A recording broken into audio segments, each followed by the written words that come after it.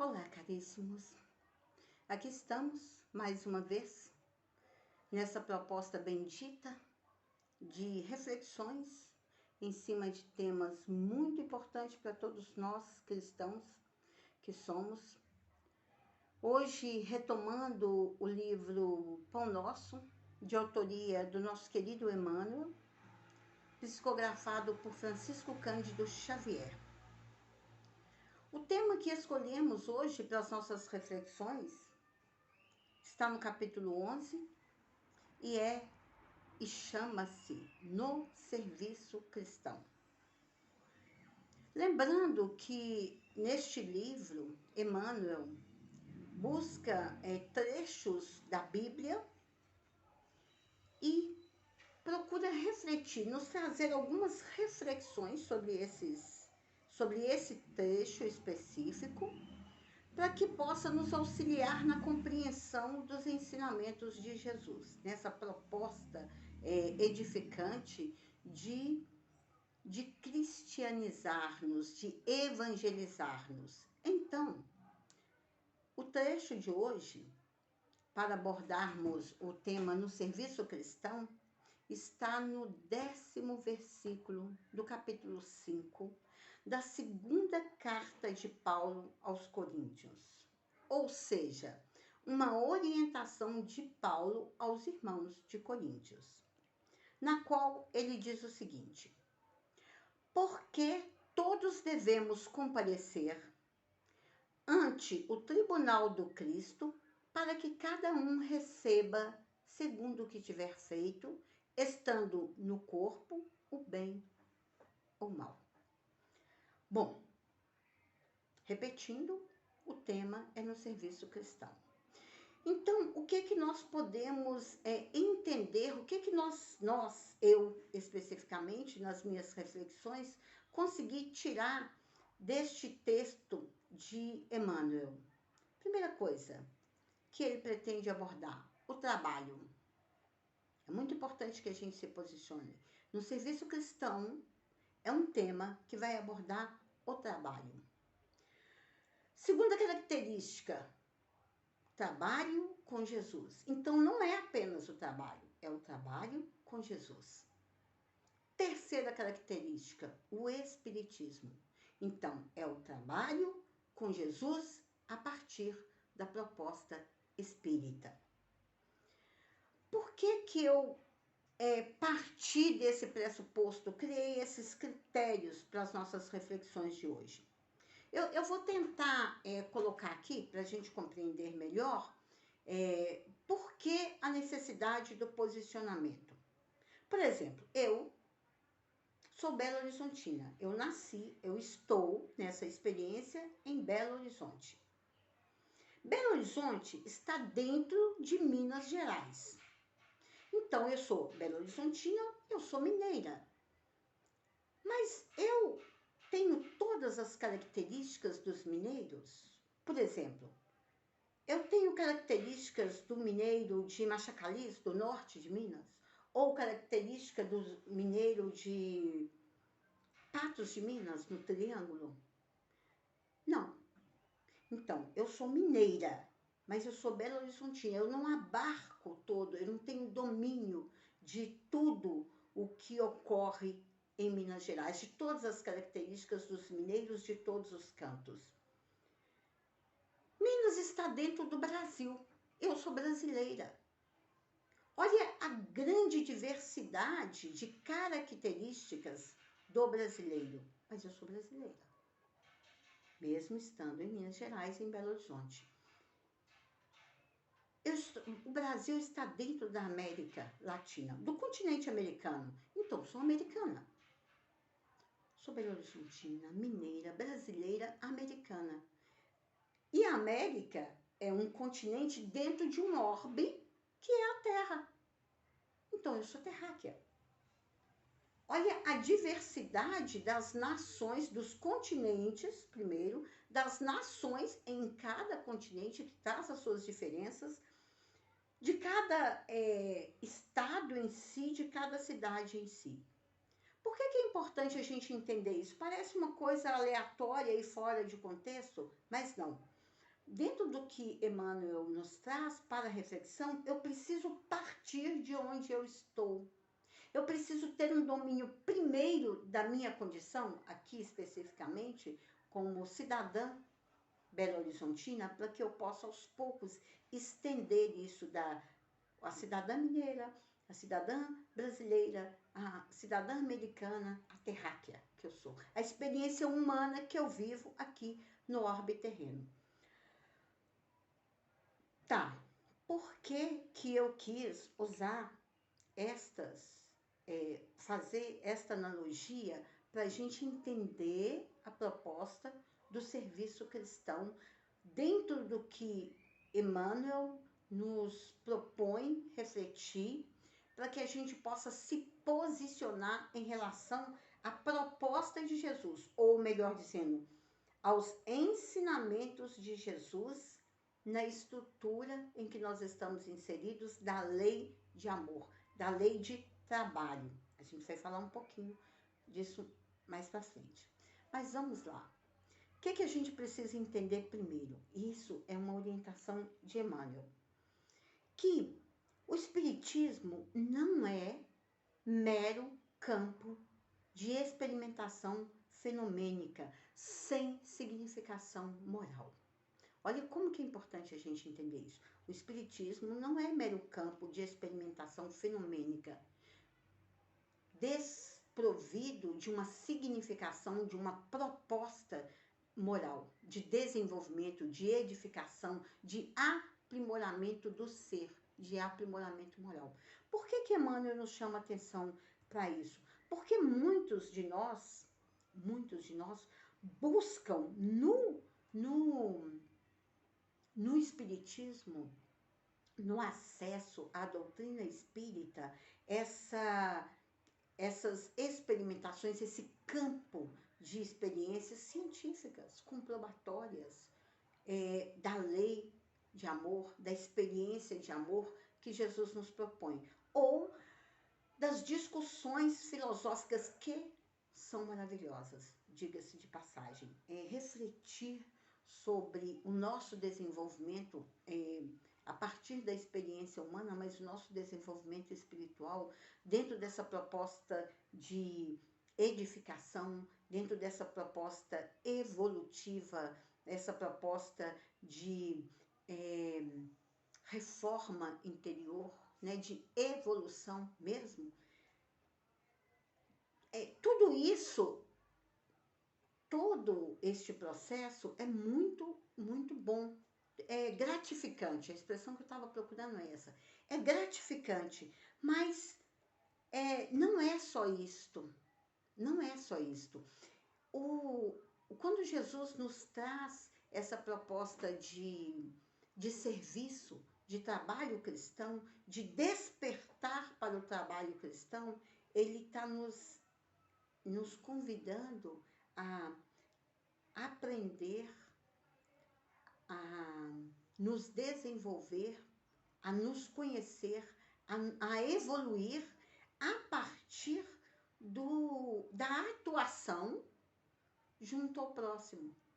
Porque nesse contexto de trabalho com o próximo, nesse contexto de melhorar a vida em torno de nós nos melhoramos. Ou melhor dizendo, só é possível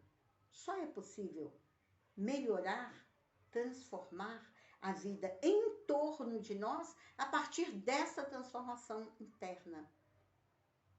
Então, quando Jesus nos convida a amar e a pautar este amor, né, mensurar, se a gente pode dizer de uma forma mais limitante, mensurar esse amor a partir do amor que nós sentimos por Deus e de como isso se manifesta no próximo, é porque isto vai nos proporcionar conhecer o nível em que nós nos encontramos. Então, o amor se manifesta, o amor se exterioriza, o aprendizado moral que nós recebemos de Jesus se exterioriza na medida que ele está dentro de nós. Lembrando que Jesus deixa muito claro nos seus ensinamentos que a boca fala daquilo que o coração está cheio. Então, quando Emmanuel nos propõe, nas suas reflexões, nos traz orientações específicas para não utilizarmos o espiritismo, a doutrina espírita, apenas como um campo de experimentação científica ou de discussões, elaborações filosóficas, ele está nos chamando para a proposta do Cristo, de amar, de servir. Porque o amor se manifesta no servir, se manifesta no trabalho.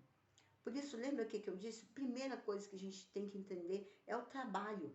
É o trabalho com o próximo, o trabalho no sentido de laborar mesmo, no sentido de mobilizar forças, de mobilizar energia, de mobilizar os dons, sejam materiais, sejam intelectuais, sejam de autoridade, sejam de virtudes, sejam as virtudes que nós já tenhamos detectados, né, que nós já conhecemos em nós mesmos, mobilizá-los para servir. Lembrando que Jesus nos diz também que aquele que quiser ser o maior entre nós, humanos, que seja o servo de todos. Olha como vai ficando mais claro para a gente entender que a proposta de edificação de si mesmo, de crescimento pessoal, individual, enquanto personalidade humana, né? Experiência humana, enquanto individualidade, espírito imortal, passa pela transformação interna, pela reforma interior. E essa reforma interior, ela necessita do exercício constante do amor. E o exercício constante do amor se instaura através do auxílio, do amparo, do servir ao próximo. Porque neste movimento eu consigo mensurar o nível de amor por mim mesmo. Lembrando? A Deus, precisamos aprender a amar a Deus sobre todas as coisas e ao próximo como a nós mesmos. Então, Emmanuel nos chamando a atenção para este posicionamento, por isso que eu fiz aquela analogia de localização inicial.